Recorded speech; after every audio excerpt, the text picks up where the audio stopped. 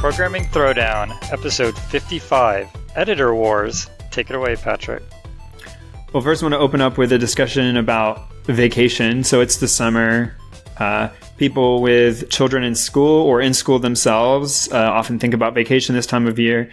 I tend to actually be the opposite since I do have kids, but they're not school age. I try to take my vacations during the school year. Yep. And so that way it's cheaper and less crowded. And I'm basically a curmudgeonly old man. And then I came across an article about mandatory vacation and should it be required at tech companies. And there's an article we can link, but it got me thinking. And also I wanted to share, there was an interesting example in here where at bank companies insured by the FDIC, specifically the government has rules, and they say that you have to take at least 2 weeks of vacation per year for people in certain roles. And the reason being that if you're cooking the books at a financial institution and you take a vacation for 2 weeks, that there's a much higher chance that someone will catch that the books are being cooked while you're gone, because you have to kind of make edits on a daily basis to make everything match up in the ledgers. And if you're gone for 2 weeks and someone else has to do that, you'd have to collude with them.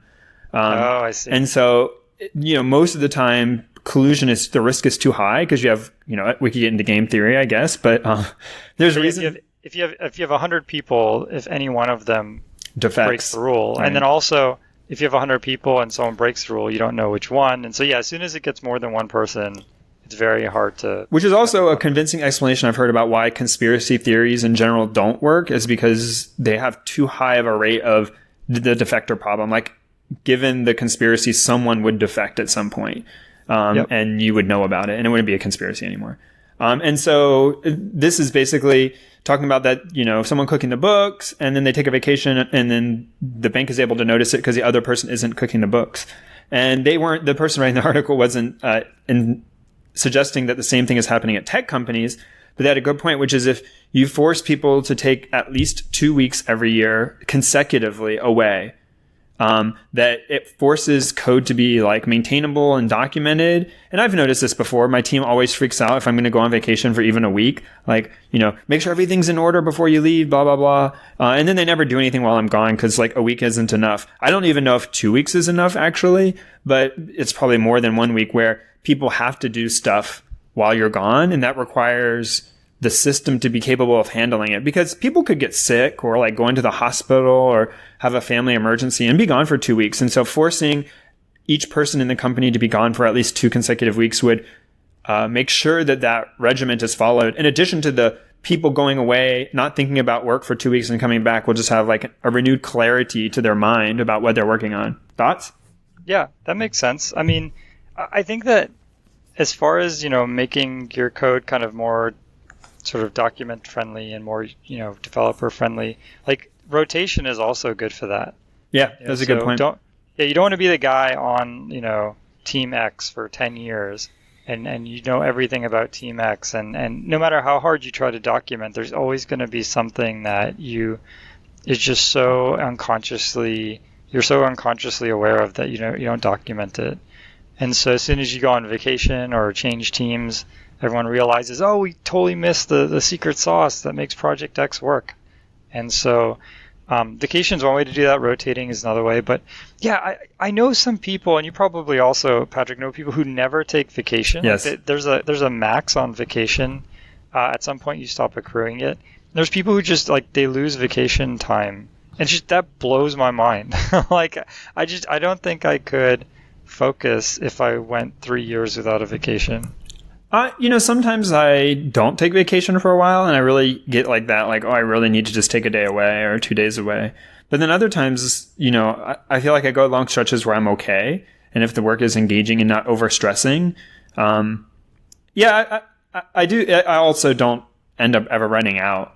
And it depends on your company too, like how many weeks of vacation. And the other thing I found is that different companies, if they have like less vacation that you're able to take whenever you want and more like company given vacation, like, oh, we're going to give you this week of Christmas off. So, we're going to give you less vacation because we give you this week of Christmas off. Like that matters too, because you can't decide when to take your vacation. And so different companies have different like balances of how they give their vacation. And I think that plays a lot as well. Yeah, that makes sense. But it would be interesting to have to be away for 2 weeks in a row. But I wouldn't like to be told that I had to take all my vacation at once. Yeah, I've always taken just kind of small, like little mini vacations, but a lot of them, like, 2 or 3 a year. Yeah, I mean, taking 2 weeks, it would be kind of weird. Yeah, I think it would be kind of weird to be gone for a whole 2 weeks. But I think they have good points about making sure I think there's a belief amongst a lot of people that the best way to assure your value to the company and to get paid the most or whatever is be irreplaceable. That no one knows what you're doing. Oh, they know what you're doing, but no one knows how to do it. And so they have to keep paying you and keep you around, or else everything would crumble. But I feel like that's a very fragile system that people I know I don't think that's sustainable. It does work for some people. I can't deny it, but I've seen more people be successful at being like over communicating, documenting everything, making the system so anyone could run it. And then I think companies long term do value that. Yeah, right. And that gets rewarded higher than the guy who keeps all the secrets, or lady who keeps all the secrets. Yeah, totally. All right. Cool. On to news. So I have the first link. This is a good resource, and I know, so a lot of you will probably, I don't know, this will be helpful, but many of you I know are learning programming, and with learning programming, at least for me, they were tied together. When I first learned programming is when I first started to encounter Linux. Way back in the day. No, yeah. What was your first Linux? I don't even remember now. I guess it would have been, I think probably some sort of the early Fedora. Yeah, I think it's the same. For me, it was Mandrake, which I actually don't know what happened to Mandrake. It wouldn't have been called Fedora at the time. I guess it would have still been Red. I don't remember how the open source thing. They changed like Fedora and Red Hat. I don't remember, but one of those flavors. Oh, I see. Apparently, Mandrake is now called Mandriva, but I guess it's still going. Oh, no, sorry. The last release was 4 years ago. Oh. So, yeah. But they were kind of tied closely together. And I will say that for a lot of programming tasks, that aside from application programming, but if you're doing like system level programming, Linux seems to be a necessary requirement. At some point, you'll come across it. And this website, linuxjourney.com, has a very nice organization of topics. And then like I've seen this style more and more now. I don't actually know what it's called, but like wiki books or whatever, where there's like topics on the left and then you're reading the text on the right. And it's a way to navigate a book.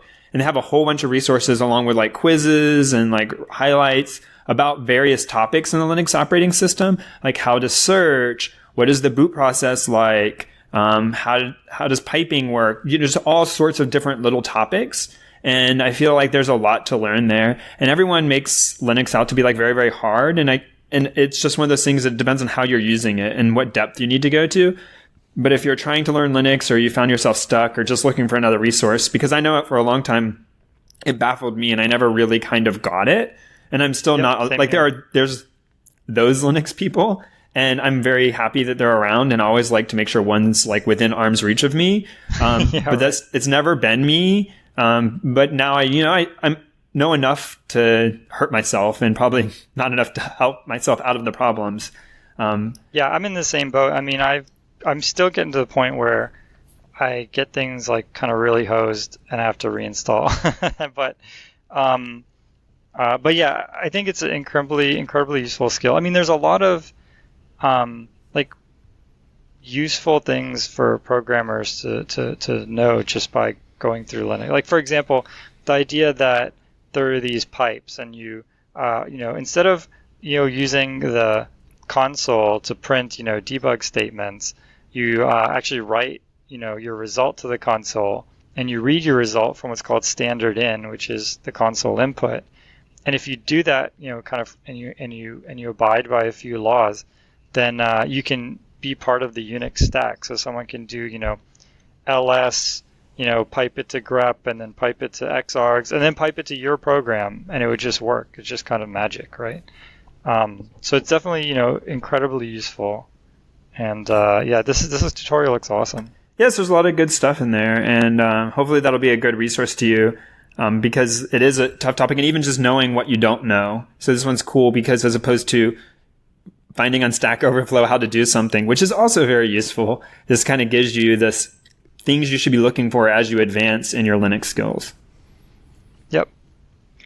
So yeah, my news is OpenAI Gym. This is pretty cool. It's like a set of benchmarks for a machine learning like AI algorithm. But the benchmarks are all kind of cool to watch. I mean, there's one where it plays Breakout.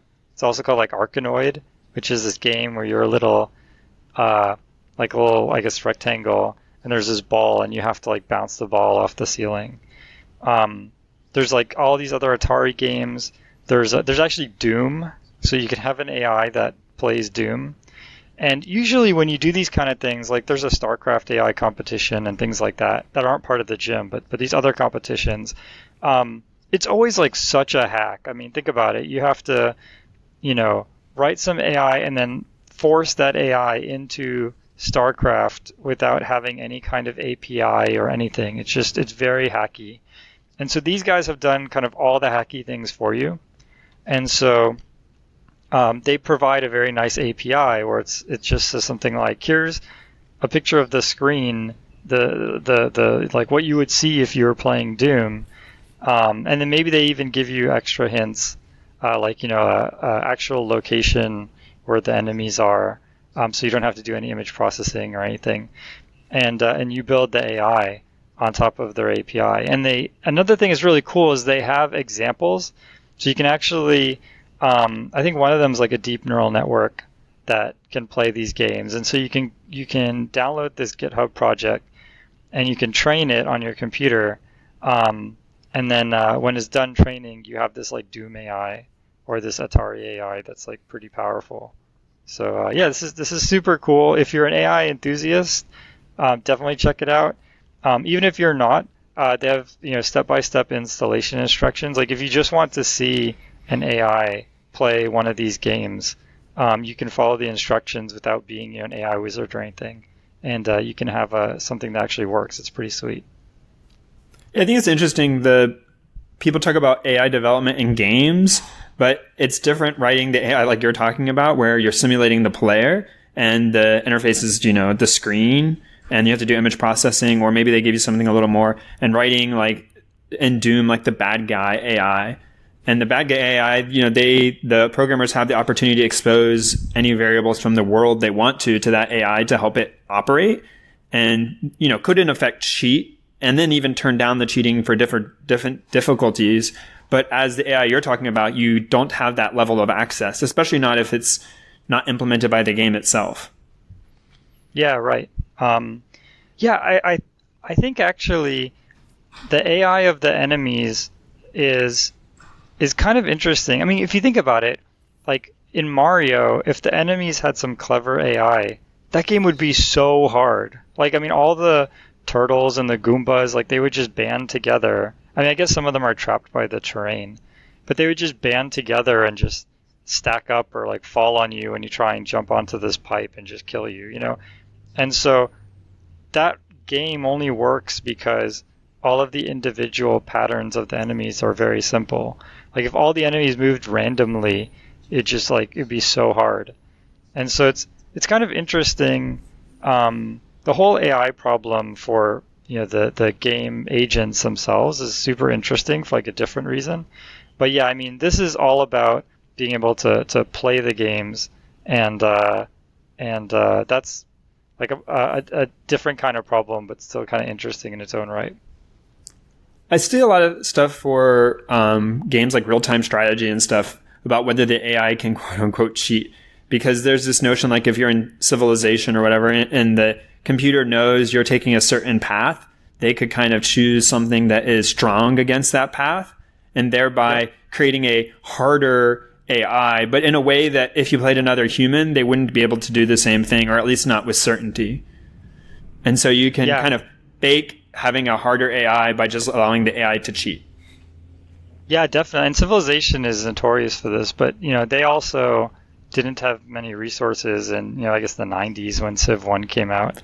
But even that is still an interesting thing, is to say that like understanding the game in a way that you can even figure out with all the information known in the world how do you not just make some opponent that will win, because you could just like spawn an infinite number of enemies or something like, but that's not interesting.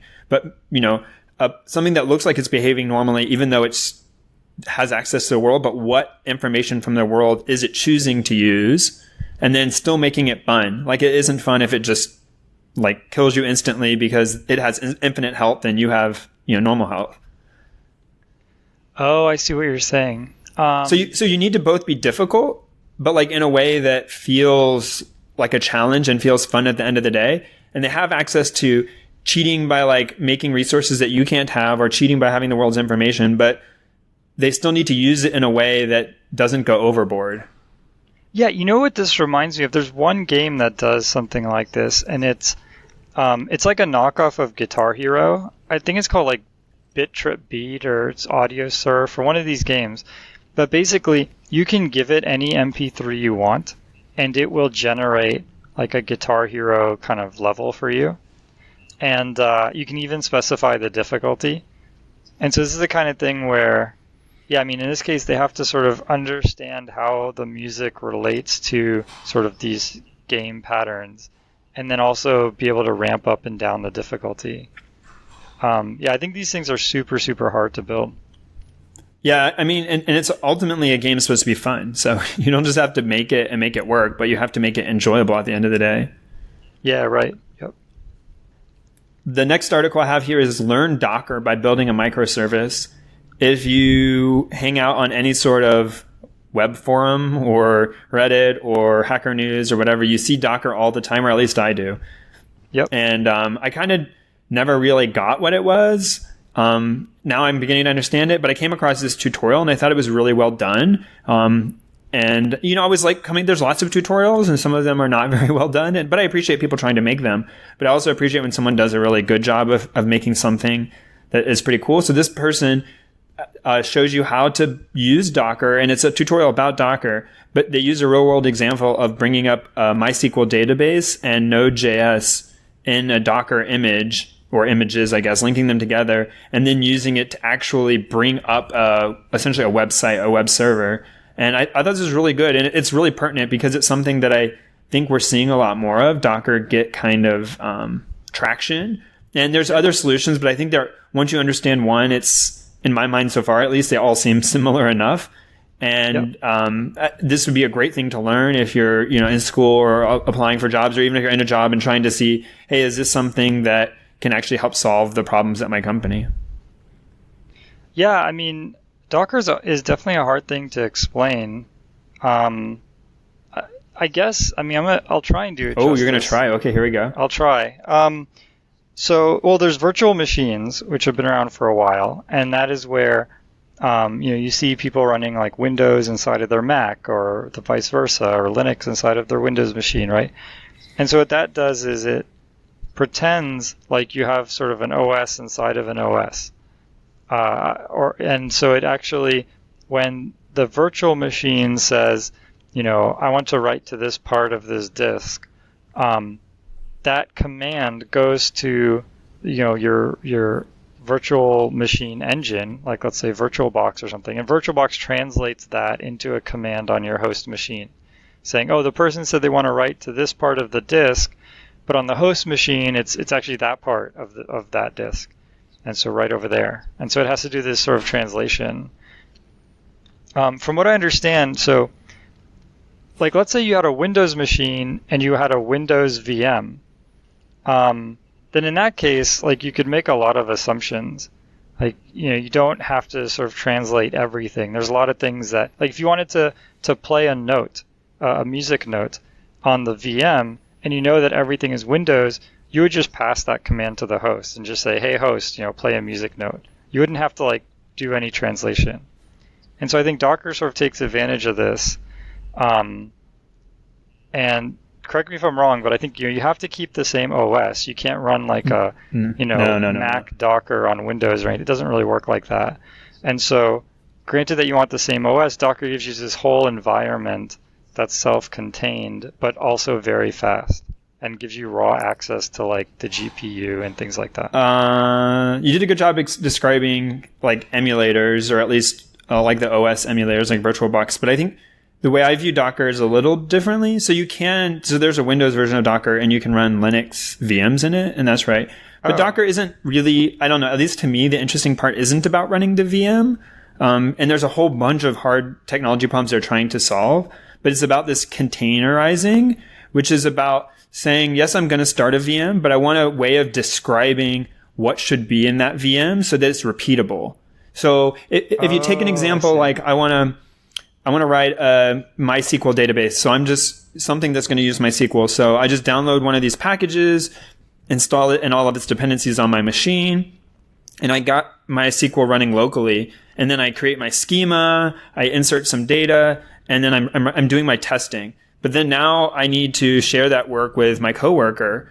Then I need to tell them or remember how I did all of that and like get MySQL installed on their computer as well. And then remember if I had to like install any patches or anything weird. And so what Docker kind of says, at least in how I use it, it does many things, but allows you to kind of create a text description saying, I want to pull an Ubuntu image down. I want to, in that Ubuntu image, run these commands to apt-get install these, services at this version. Then I want to start, MySQL service in that Ubuntu thing, or maybe you can just get a prepackaged MySQL Docker container. Then I want to link it with a Node.js container. And so I'm running two VMs as if they're running on two different machines. But then initially they're not really connected to anything because you don't want something bad happening. So you have to explicitly say, here's how I want them to be talking to each other. And then now as a developer, if I get that working on my machine, I can give it to my coworker and they can also like give them the description and they can also have it bring up and do the same thing. And then when ready to deploy to, infrastructure, that can be run on a server. So the server can pull down those descriptions, build the images and run those services in production, just like we were in development. And it kind of is a way of having a containerized thing that describes all of that, manages the packages, manages the workflow, and says how these things should be built so that they're repeatable and deployable. And you don't have to do this notion of keeping dependencies in sync across all your machines because you're kind of listing them all together. I see. That makes sense. So I probably butchered some of it as well. But it does that by using a VM like you were indicating. But I think like in the production, the idea is you want the host operating system to be a very, very minimal thing that's optimized just for running other VMs. And they call these like hypervisors or other things. And then each kind of image you want to be as minimal as possible because you don't need a lot of stuff.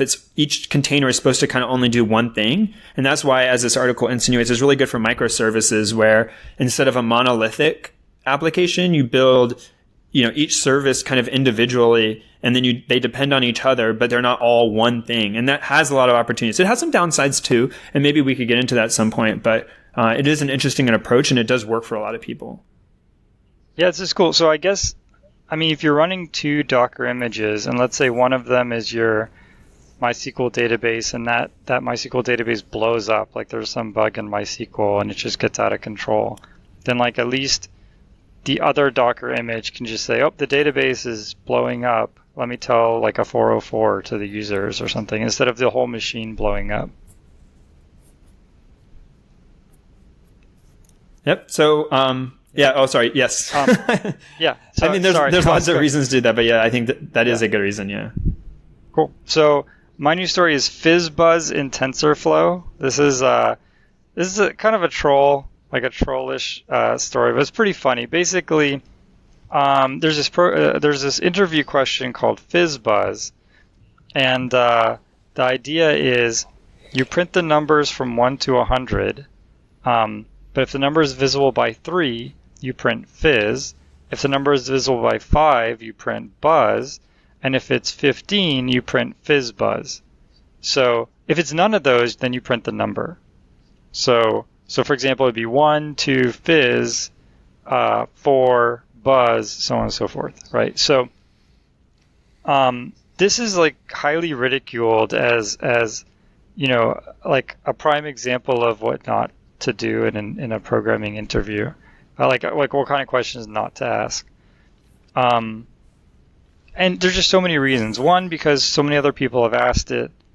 Two, because it doesn't really show kind of architectural skill or anything like that.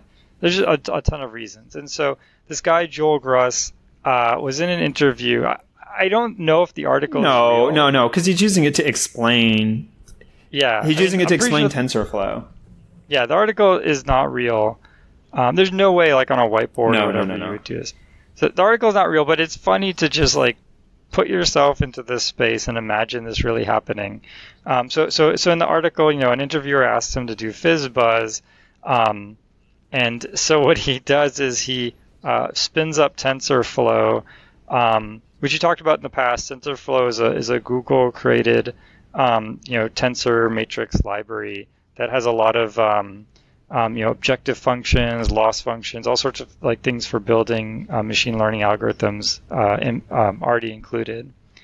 And so he spins up TensorFlow and he builds a neural network to solve the FizzBuzz problem. And the interviewer is just kind of like, what are you doing? And he just kind of goes through the whole FizzBuzz thing. And then at the end he says, I didn't get the job. Thanks a lot, machine learning. It's just really goofy and funny. If you want to have like a nice lighthearted read and learn how neural networks work, and learn TensorFlow, check this out. At the end, he posts the code on GitHub, so it's not all in vain. Check it out; it's pretty good. I think FizzBuzz isn't a bad question. I know it does have kind of a bad rap because a lot of people have used it, but I think in general, just with interview questions, it's difficult. You need to know as an interviewer, like what you're trying to get out of the interview. And I think a lot of people don't know that. Well, they do know. They're trying to stroke their ego. But that's my cynical criticism of it. But a lot of people don't know what they're trying to get out. And I think FizzBuzz does work for saying, I'm looking for an easy way to test if someone knows basic coding skills. It's not supposed to be algorithmically hard or architecturally hard. And it does that. Now, whether or not that's useful to the company that you're interviewing for, TBD. And this person, yes, I agree. I'm certain this is a joke, that this did not actually happen, that they were trying to be facetious in saying that they could use a neural network to figure it out. But also interesting, because maybe for any such pattern producing algorithm in an interview, you could do this. Yeah. I always wondered, I used to do these programming contests, and I wondered for some of the harder problems, if teams picked, like, maybe not a neural network, but if they picked like any of these sort of heuristic, like any of these like loss function objective based approaches, and then just submitted the problem 5 times until they got the right answer, like with different random seeds. You could. I mean, the other thing is, because a lot of those have requirements on the runtime, but you could train for a very long time. So you could train offline, or even I've seen some solutions which they try to prevent, but you build up a dictionary ahead of time. So you spend a really long time with an inefficient algorithm building up a dictionary, and then when you submit it, it basically knows all of the answers already, or at least... Oh, yeah. That's a very common... That might be less common now, but yeah, definitely when I was doing competitions, that happened frequently. So you could, in theory, train the neural network very slowly for a very long time, and then at runtime, it goes very fast, where you don't know of a runtime algorithm that could run fast enough to answer their question. Yep. Interesting. I wonder how many would be solvable with that approach. Like if you went in solely with that being your strategy and you were just committed to knowing how to train neural networks that way really fast, like how many of the questions would be capable of even being approached, and then how many you could actually get good answers with? Yeah, I mean, to answer it, you have to know like how many of those problems are just a composition of functions versus how many are real simulations. Like there are these questions like, play a game of Tetris, like, and you have to actually like drop the pieces and figure out what spaces are valid. And anything that has some kind of simulation aspect to it, you aren't going to be able to do with a neural net. But if it's like some of these more geometric problems, where it's just like, here's a bunch of angles and you have to find this type of angle, then some kind of neural net could probably do pretty well. All right, time for Book of the Show. Book of the Show. So I actually have a bunch of books, but here's the catch. There's only covers. Oh. So this is Parody O'Reilly book covers. So for people who don't know, there's a publisher called O'Reilly. They publish a ton of different books, everything from HTML, website design to game programming to Lua. They have like books on everything, and they all have sort of this similar cover style where there's usually some picture of some animal that's in this kind of pencil charcoal sketch style. Some kind of headline at the top, and then some type of adjective which never really makes sense, but it's just kind of there, and then a big title. And so this guy made a bunch of parody O'Reilly book covers, and they're absolutely hilarious. Just to give you guys some spoilers here, one is essential copying and pasting from Stack Overflow. Very useful book. Putting the candidate through the same junk you went through. Useless whiteboard interviews. Yes, useless whiteboard interview book. Expert resume-driven development. Oh, this is good. Okay, well, anyways, don't spoil all these. These are funny. Yeah, I won't spoil them all. Actually, I'm thinking about getting a T-shirt with one of these. I don't know. Is that funny? I think it's that. Okay, I mean, all right. The whiteboard interviews. I think I want a T-shirt of the whiteboard interviews for when I give interviews. Like I want to be wearing that shirt. Like I want to just have it at my desk and put it on, give the interview, and then take it back off. Have you read the Twitter feed entitled Tech Worker? No, I haven't. It's somebody who obviously lives in the Bay Area, the San Francisco Bay Area, and works at one of the big tech companies. So they have like kind of sarcastic, entitled reasons why things are bad at their company. Like, I'm upset today's menu at work was all Mexican. I just got back yesterday from my villa in Puerto Vallarta. Why doesn't the new MacBook Pro come in gold? MacBook. Oh man, that's awesome. This is really good. Entitled Tech Worker. Yeah, if I knew the espresso machine was broken, I would have asked my Uber to stop at 4-Barrel. If you're in the Bay, so this will make a lot more sense. A lot of these are specific to the San Francisco area. Well, if you watch Silicon Valley, the TV show, then yeah, you'll find these hilarious. Sometimes I don't even wait to agree on a LinkedIn endorsement swapping scheme. I just go out there and endorse people I don't even know. That's so true. I only joined your company last week, but I think it's already gone downhill. My startup may have failed, but my self-congratulatory blog post reached #1 on Hacker News. Oh man, these are amazing. Okay, I'll add a link to these in the news. Whoever writes these is so good. Very in touch with the culture. Genius. That's awesome. All right, my book is a fictional book, Hard Magic by Larry Correia. I don't know if that's how you say his last name. But I also had a recommendation from him before I talked about his book Monster Hunters International.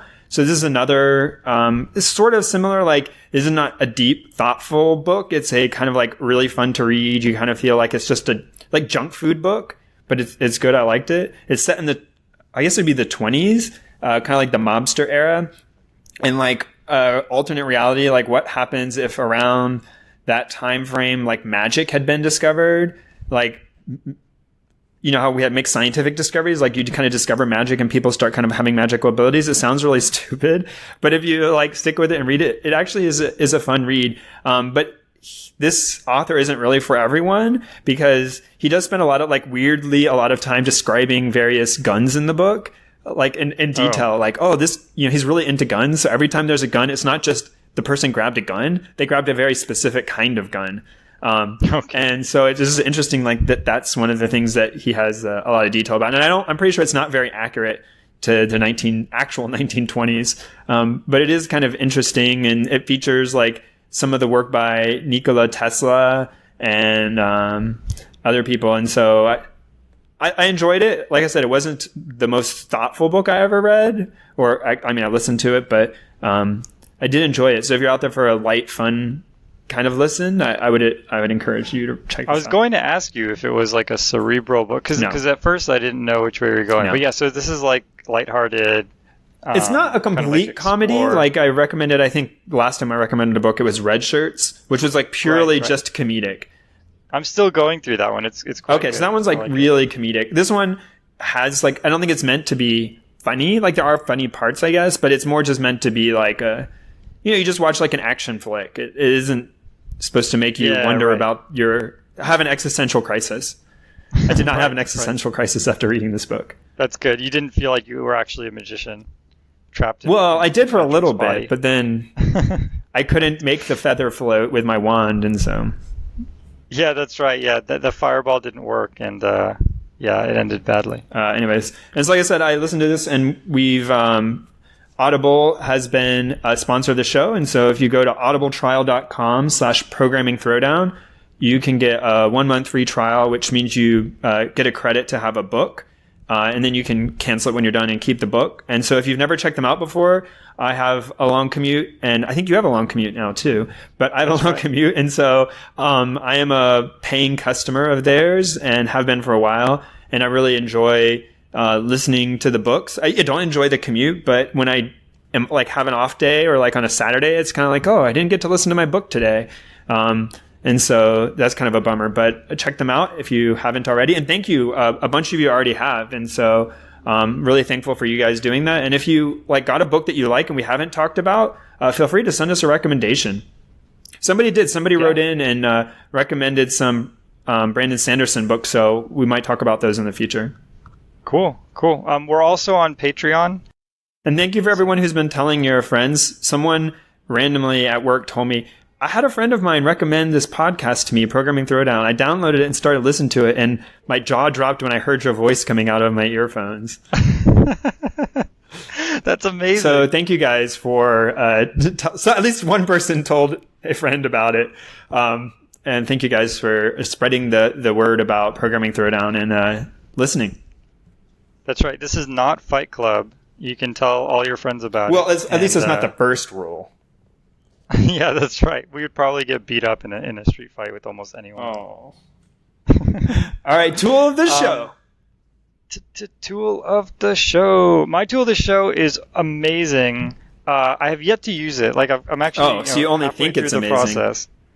Well, but I mean, other people have used it, and I know it works. And so once I'm done getting through the process, I'm going to be really happy. So for the podcast, I was paying for an SSL certificate, and it's not that much money. It's I think like $20 a year or something like that. But basically, a variety of companies got together and said, "Let's make this free." And there's actually a ton of companies here. I'm not going to list all of them, but just Mozilla is one of them, Electronic Frontier Foundation, so on and so forth. And they got together and they made this thing called Let's Encrypt. And the idea is it's just free SSL certificates that are meaningful, right? They're not self-signed, right? I mean, they're signed and they're a trusted source and all of that. And so if you have a personal website, a business website, a small business website that's not encrypted, or if you're paying for encryption and you don't want to, you can use this Let's Encrypt. It's completely free, and it's not like a beta free kind of thing. Like the whole point of it is to be free forever.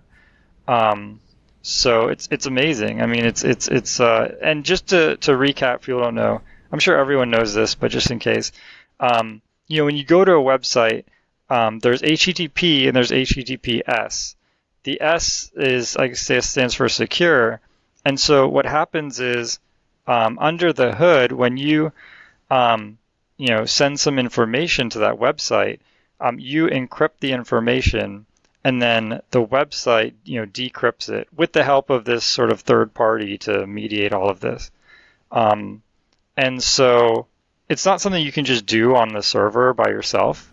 You need to, work with one of these groups to have a secure channel that is sort of authorized. And so Let's Encrypt will let you do that. So at this point now, there's no reason not to have a secure website, unless you are on Blogger. So our blog is on Blogger, and Blogger custom domains don't support HTTPS Oh. yet.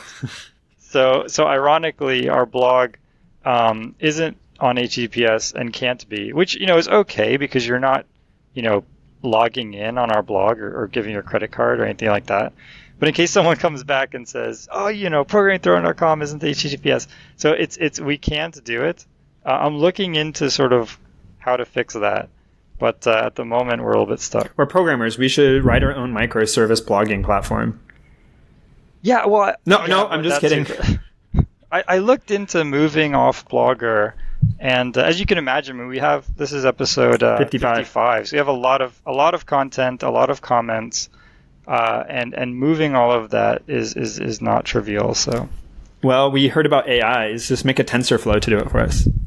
Yeah, I need to contact Joel and have Joel. Oh yeah, give him a whiteboard interview. All right, mine is an iOS only game. I'm sorry, it does not. I did look in advance this time. I'm prepared. It is not available on Android, and it is not free, or it hasn't been free, at least that I've seen. And it's called Warbits, and this is an Advance Wars. I won't say clone because that sounds like an accusation. Very, very similar like game. So if you never played Advance Wars, I guess it was on Game Boy Advance and maybe Nintendo DS. Yep. One of the portable Nintendo consoles. Yeah, I think there's one on 3DS as well. Okay. It's a franchise. And this, I don't know exactly what you call it, but you have, people and they are on squares. You have military troops and it's you attacking another set of bad guys. It's just like a really fun, like a strategy game, but not like deeply strategic game. Yeah, so these games are called SRPGs. Oh. It comes from I think it's either strategy or squad. I don't know what the S is.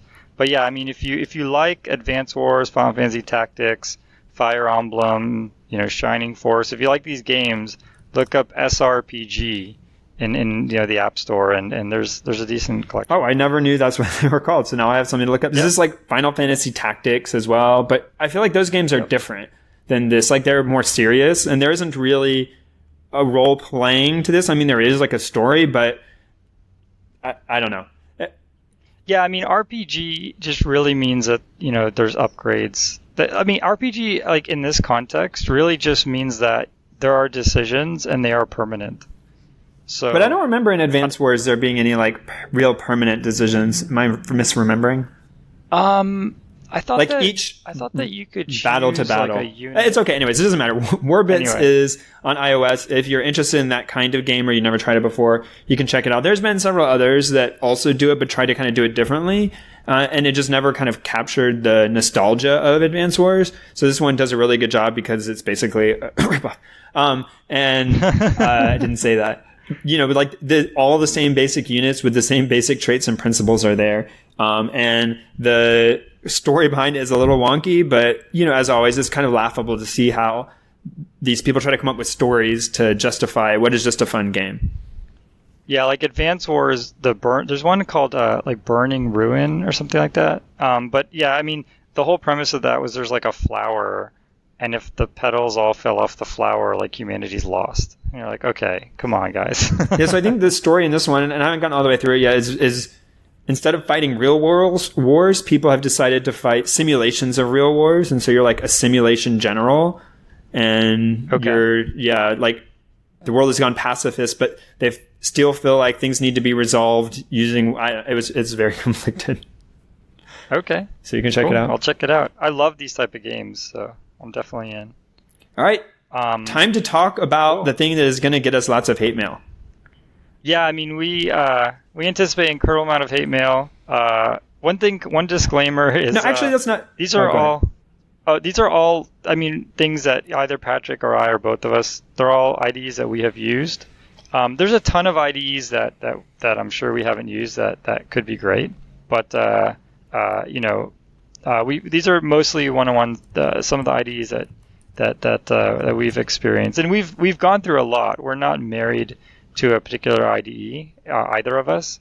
And so I think that's nice because together we have pretty good coverage on almost all the popular IDEs. So I actually don't know that we'll get a ton of flame war talking about editors because I don't intend to state anything absolute. Well, maybe a couple of things. But instead I want to talk a little bit about like editor philosophy. So I think one of the things that to be productive as a programmer, the editor you choose should have like some common traits. One is that there should be some level of customization to it. That is that things can be shifted into a way that you like it. And there's a balance here where you'll hear people argue about if I make it so customized that when I go to someone else's computer, I can't get things done. And ultimately, you spend most of the time programming at your computer. So I feel like it's worth making it customized to you, but maybe not so much crazy customization that you're doing customization just for customization's sake. And that's probably a hard balance to strike. But don't go so far where you're spending more time updating and tweaking stuff than actually like doing your work. Like that's probably too much. Yep. Yeah, definitely. Like I usually, once maybe every year or so, I just say, okay, I'm going to take some time to like improve my workflow and improve my editor and things like that. But yeah, it shouldn't be something that you just do every week or every day. That'd be brutal. And some people do. Some people are like, I will spend however much time necessary to create a way to shave off one extra keystroke in Vim or VI, and then okay, sure. I mean, if that makes you happy, I'm not going to tell you you're wrong. That's not the way I tend to operate. Yeah. Same here. The other thing I think when you're choosing an editor that you should think about is the searchability. And I mean a couple of things by this, but just as the ability to find things in the code, especially when you're in code that you don't work in a lot or is new to you.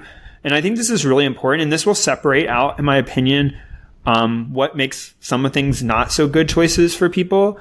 And the other thing I mean about searchability is specifically, and I thought of this the other day when someone was talking about how they switched to using VI because they thought it was so much better. And in reality, like I kind of asked them a couple questions and it seemed like they were switching more to VI because they wanted to be able to say that they use VI, which, okay, that's fine. But they weren't very efficient in it and they weren't pursuing a way to be efficient. And the thing I kind of used as, at least for me, one measure of how efficient you're being in your code is how long it takes when you're looking at a piece of code you've never looked at before and you come to a usage of a class and you don't know what that class does and some method or a method, it doesn't matter. Some method's being called a function.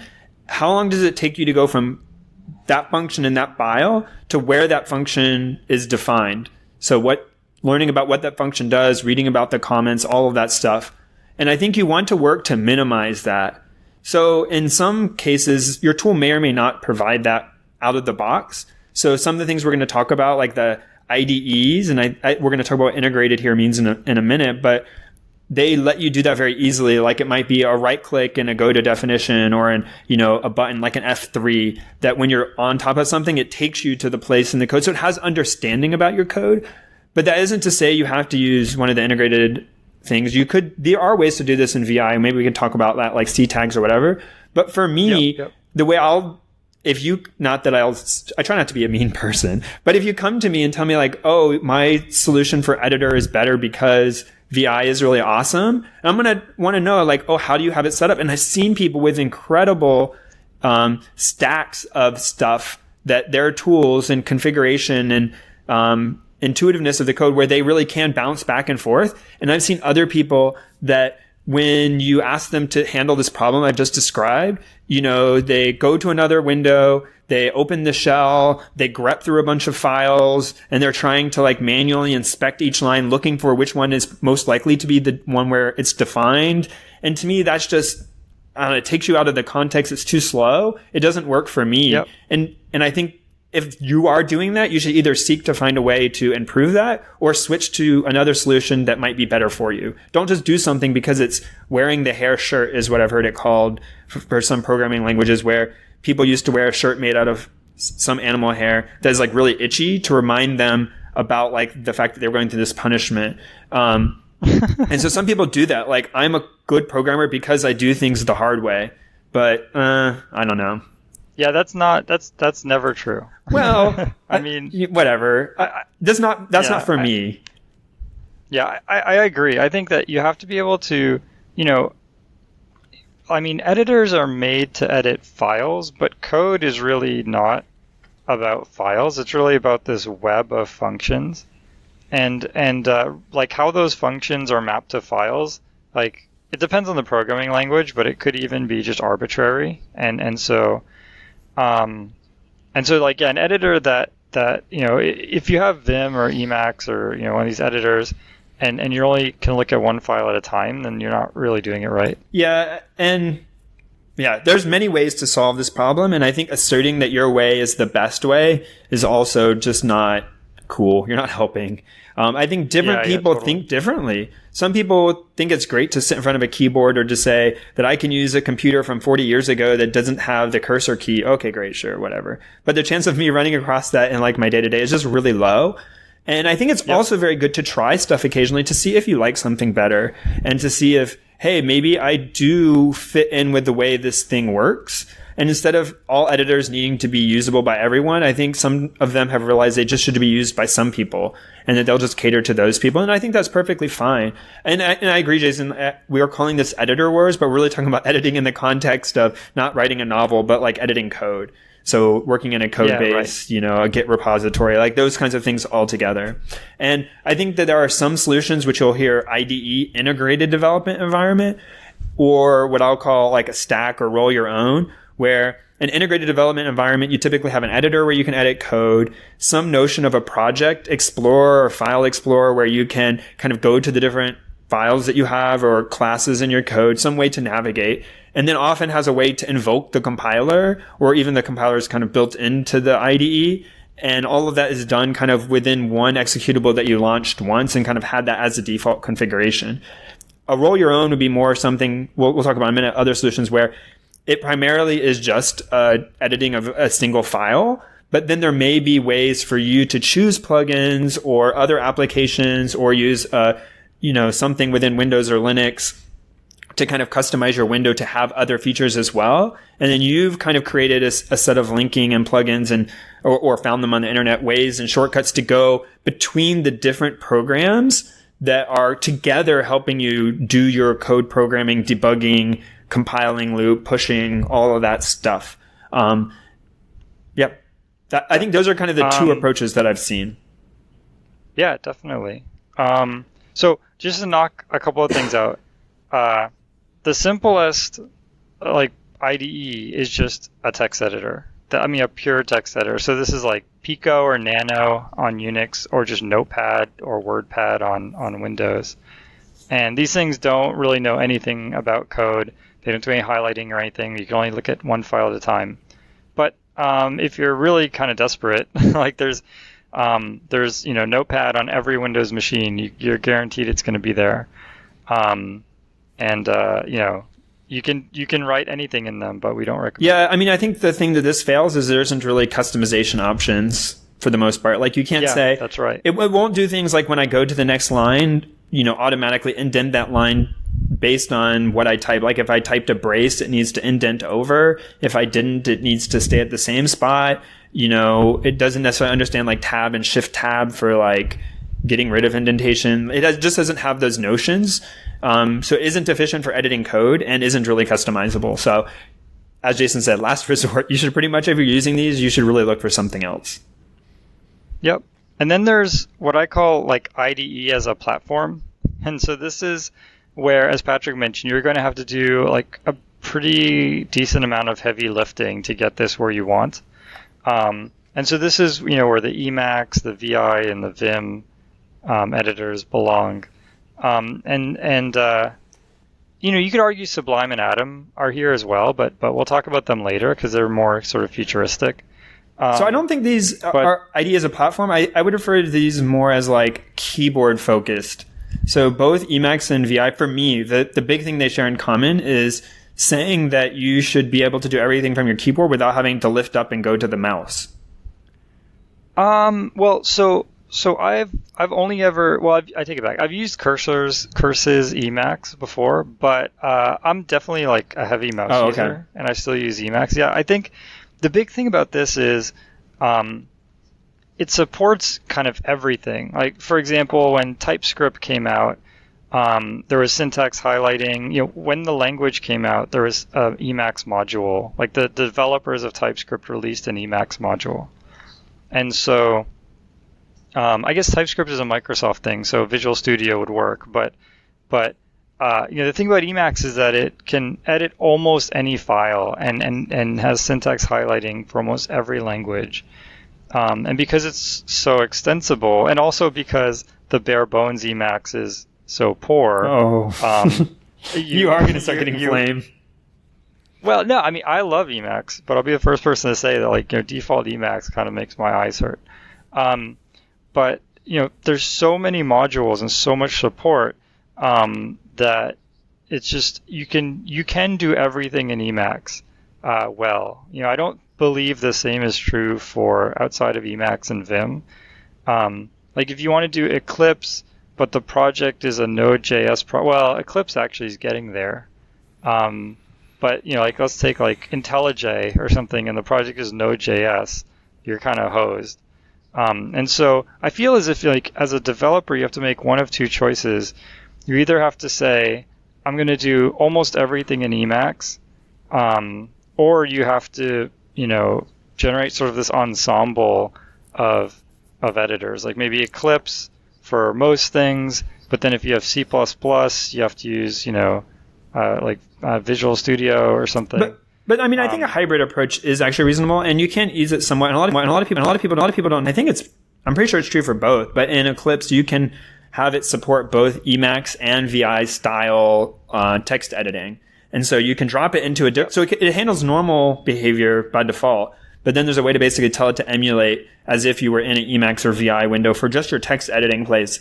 And I feel actually we should mention that. So people might not be familiar with this, but like, if you're like editing a doc in Microsoft Word or something, right? Like you would select a block of text with the mouse, and then you click the B to make it bold. And there's keyboard shortcuts like Control B and things like that. But they're designed. It's designed around the mouse. Like using Microsoft Word without a mouse would be super painful.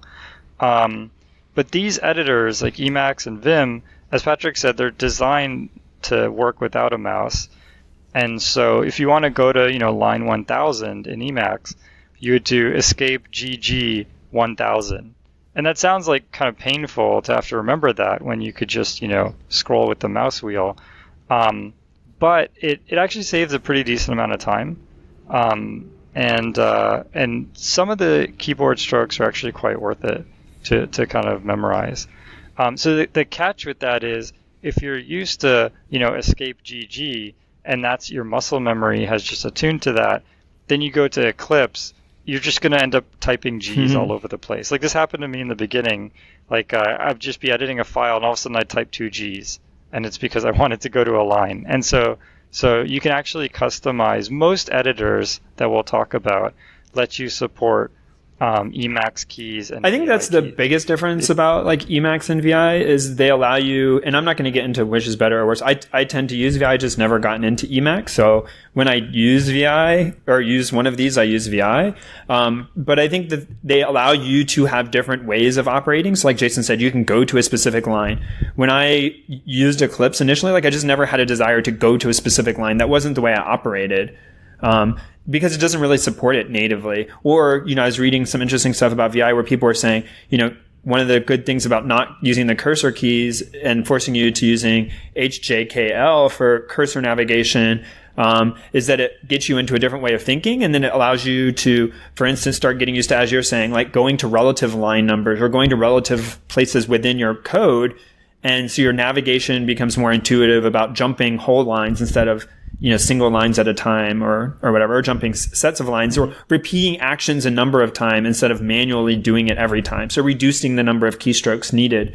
And Emacs and VI are very powerful, both out of the box and with the level of customization of everything that they allow you to do in helping you reduce your keystroke count. And some of that requires you shifting your mindset for good or bad. Yeah, it definitely is a learning curve, no doubt.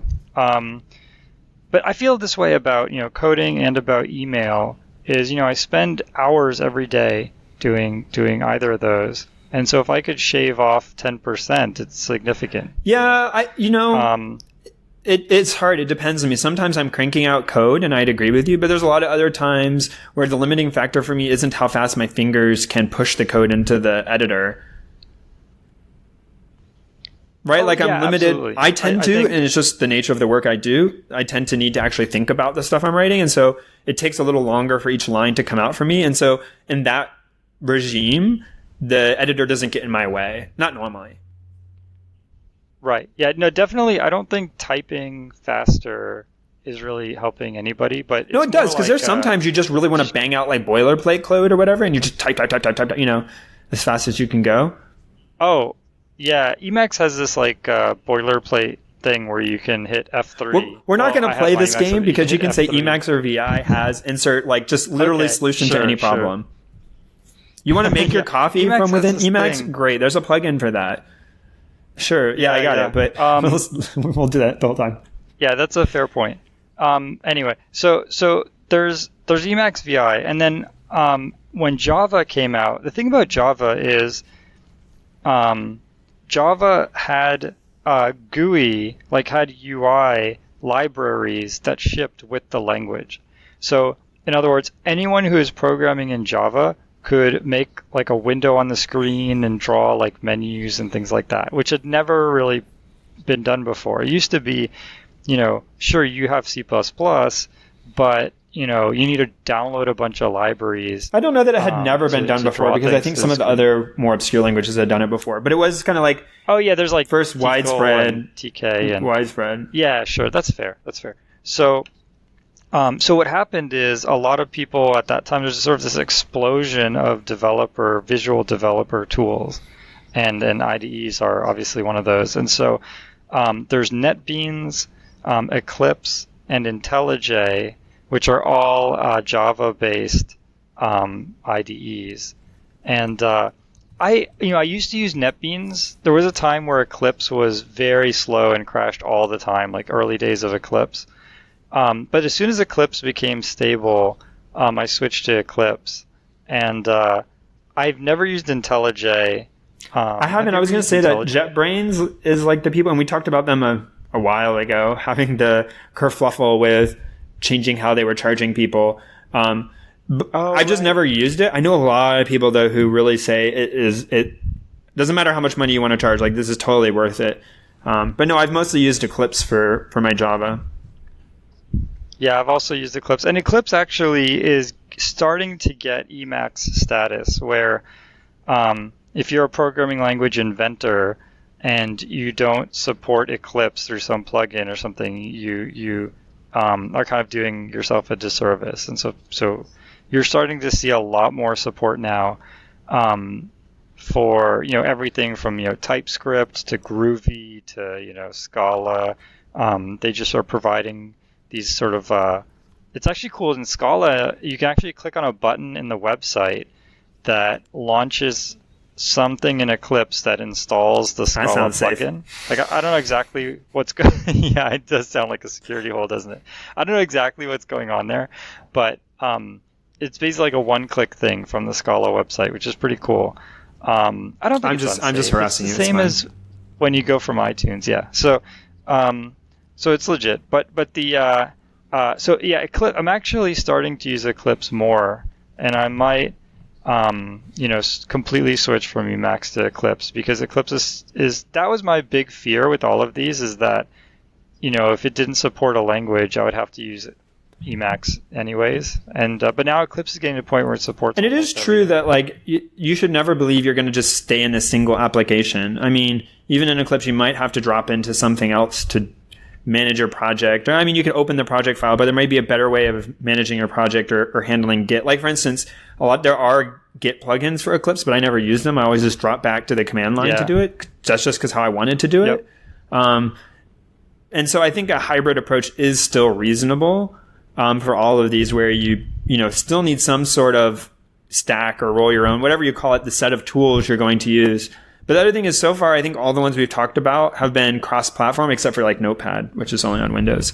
But Emacs, Sure. VI, NetBeans, Eclipse, IntelliJ, or I know at least Eclipse and IntelliJ, I think are cross-platform. So OS X, Linux, Windows.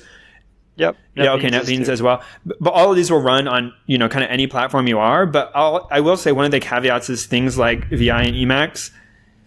It takes a little longer when you're on like Windows And OS X isn't too bad with like something like Homebrew, or I guess it used to be Mac ports was the way you used to do it. But getting the normal Linux tools there, but they kind of assume, and people, if you look for help in VI or Emacs, are going to kind of assume you're on a OS X or Linux system. And they're going to suggest you to use tools that are specific to those systems. And then whether or not they're available on Windows just depends.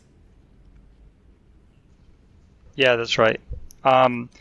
So yeah, there's a section, I made a section called corporate IDEs. And so these are not cross-platform. Yeah, that's right. These are your Visual Studio and your Xcode. I've used Xcode a decent amount. Xcode's okay.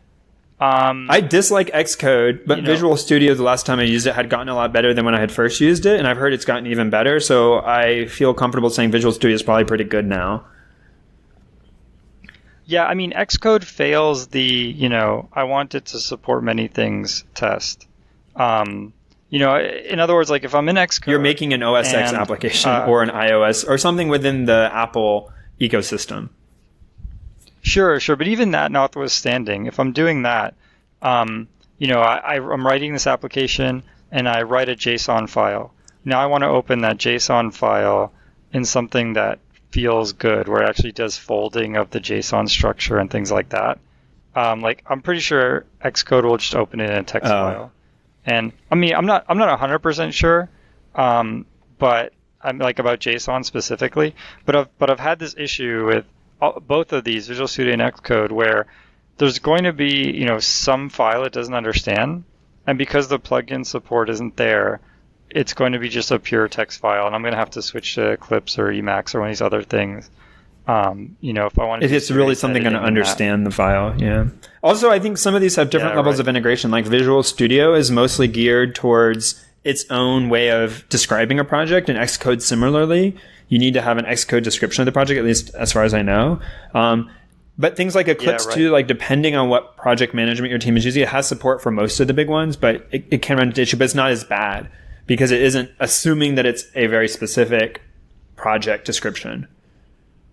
Yeah, I mean, if you're doing your development correctly in Eclipse, you should be able to just throw away the project file, and it should just be able to just be regenerated. So if you're using like Maven, Gradle, CMake, or any of these systems, you can just auto-generate the Eclipse kind of project whenever. But you're right, for the other ones, I mean, CMake can technically do Xcode and Visual Studio, but it's not as good. So, like, you'll typically have to make changes to the project file. So there are some new editors that are making inroads for people liking. The first one is Sublime, which is written, as far as I know, by like a single guy, and it came out a few years ago. I guess we should have looked it up, but it's a free to try, and it gives you a warning if you don't buy it. So you're supposed to buy it after some amount of time. And the nice thing about Sublime is it has a pretty good ecosystem around it for plugins and understanding code natively. But it doesn't try to integrate really, as far as I can tell, with any sort of like project understanding. So you can point out a folder and it'll see a folder structure on disk, but it doesn't try to kind of integrate with your project structure and allow you to like add new files to your project, kind of in an intuitive way. But it has a nice like overview on the right side where it shows like your code, but like shrunken down, because it turns out you can recognize what the code structure, where you are in the file, just by like having looked at it. I didn't really think about it before, but when I saw that and I used it, I was like, oh, that's really cool. Yeah, that makes sense. One sad thing about Sublime, I just looked it up. It's not open source. It's paid, and it's written by, it's like a company, right? So it's not open source. Yeah, I mean, that's actually the exception. Maybe we should have put it in the corporate IDs, but all of the Java ones we mentioned, Eclipse, NetBeans, IntelliJ, Emacs, Vim, are all open source. And, I mean, are you really going to be hacking on Emacs? Probably not. But the fact that it's open source means that if, some new language takes over and it just becomes super popular, like it's kind of happening now with React, where it's this JSX file that has like HTML and stuff embedded in it. Like if something like that happens and really starts to take off, and you join a company and they said, okay, you have to write these JSX files. Sublime, without Sublime being but the parts of it that do that are where you can write them or get modules that are open source. So it has the right hooks in place. It would be like if you wanted to have it have, I don't know, some sort of new feature that wasn't there. I like some new or it goes deprecated and the person doesn't release it open source, and then like you can't maintain it. But Sublime came up because it was known for being really, really fast for a graphical editor. Yeah, right. It has some pretty cool features. I like the little like. Yeah, that's what I was trying to describe. I was doing a poor job of it. Yeah, it's pretty cool. Another new kid on the block is Atom. I've actually been using Atom a lot lately. It's pretty awesome. So a couple of awesome things about Atom. One is it works over SSH, so you can actually point it at a SSH repository, and you can edit files over SSH, and it just makes that experience completely painless. So it also has some kind of searching, which also works through the SSH. Like, I don't know what sort of black magic is going on there, but the remote development is pretty amazing. It's also like known for, I guess it's all written in JavaScript, and so you can kind of see, it's basically rendering. We talked about this before, I think, a little. It's not called embedded, but it's a like native JavaScript app. So like it hooks in natively, but is all just running kind of JavaScript. So you can see how it's choosing to do the rendering and then like alter it if you're so inclined. So it's saying it runs on Electron, which is one of the frameworks for building apps using JavaScript and web technologies. And it's made by the same people who make GitHub. That's right. Yeah. And it's all of the sort of visual features of the editor are just HTML and CSS. So a ton of people have made themes. Like I like this, and I'm totally forgetting the name, but I have a certain theme in Emacs that I really like. And someone basically just cloned that. Yeah, I should say almost all of these have themes. Even VI, I don't know about Emacs because I don't use it, but even VI you can find essentially themes for, like ways to kind of have it have a color scheme or palette that you like. But I do like the one that I guess initially the first one I really encountered it was in Sublime, that like default color scheme that Sublime chose in dark. I really liked that. Yep, that's actually similar. I use Clarity, the Clarity color theme in Emacs, and it's also a dark theme. In general, I mean, you can do whatever you want, but I feel like dark themes are just way better on the eyes.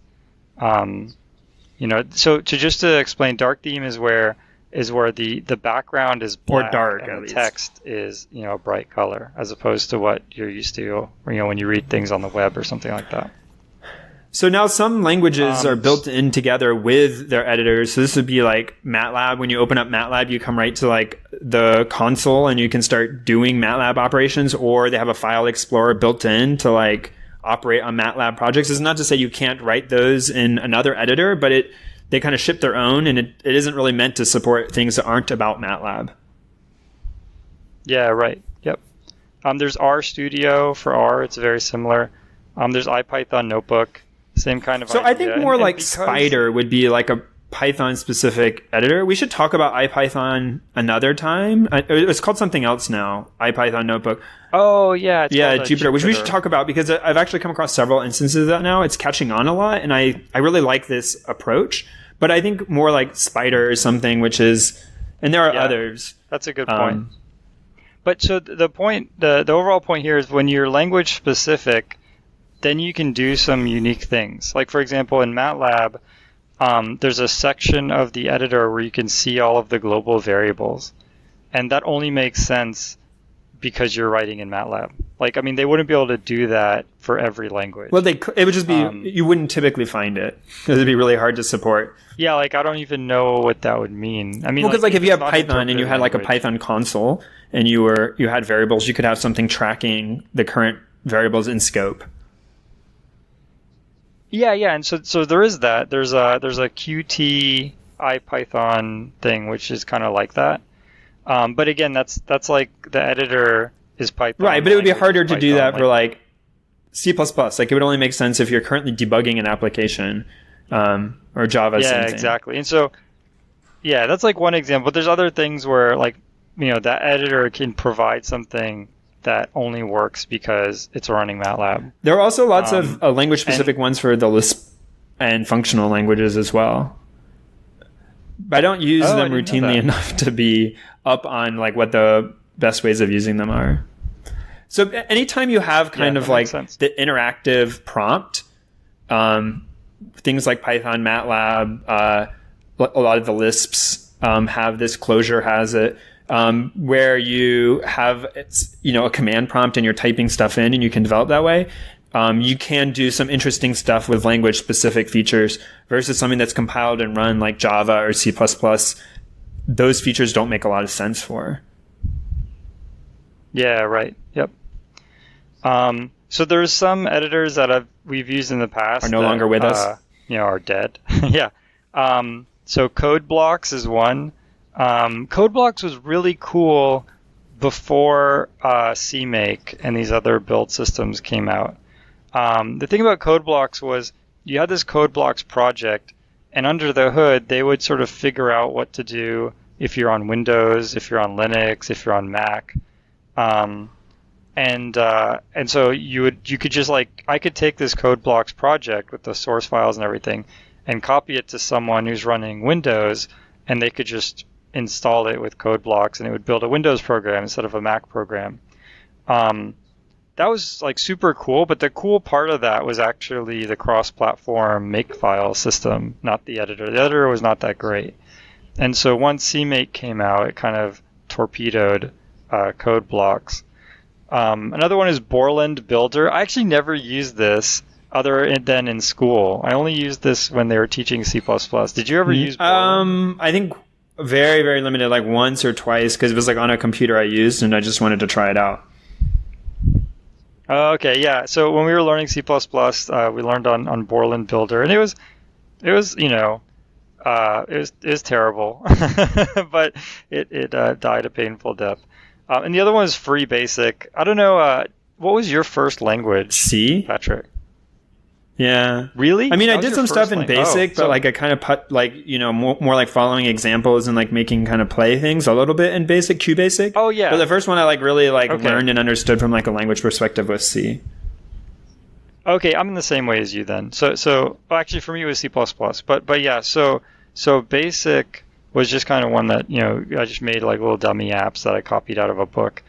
And so I used Free Basic, but I mean, I'm not saying Free Basic is none of these are actually dead. You could probably get Borland Builder, and CodeBlocks and Free Basic are still around, but they're just kind of dead to us. So actually, I had this book. It was like a choose your own adventure book, but to know what page to go next, you had to enter in this Free Basic program on your What? computer and Sounds then awesome. run it, and it would tell you the answer. It was so cool. But you should just be able to do it in your head, right? Or was it so complicated that you couldn't?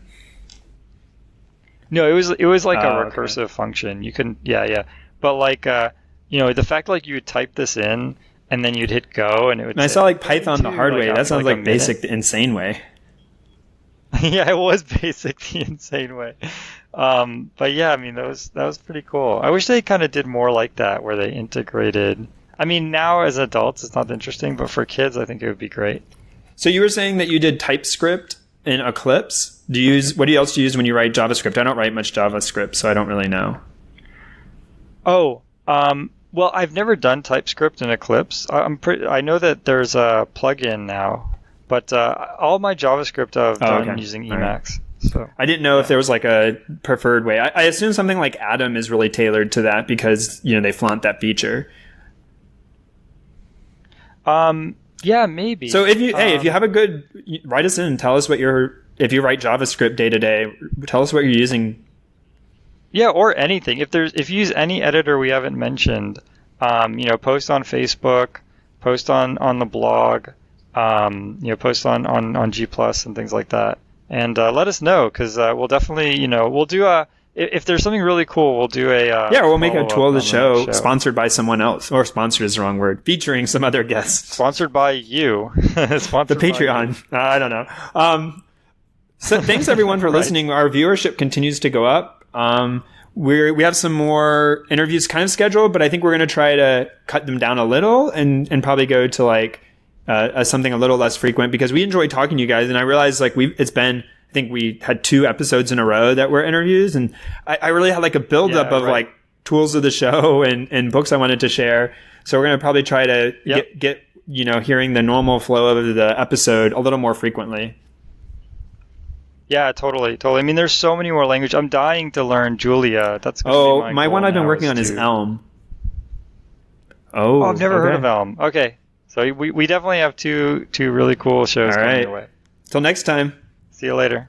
The intro music is AXO by Binar Pilot. Programming Throwdown is distributed under a Creative Commons Attribution Share Alike 2.0 license. You're free to share, copy, distribute, transmit the work, to remix, adapt the work, but you must provide attribution to Patrick and I, and share alike in kind.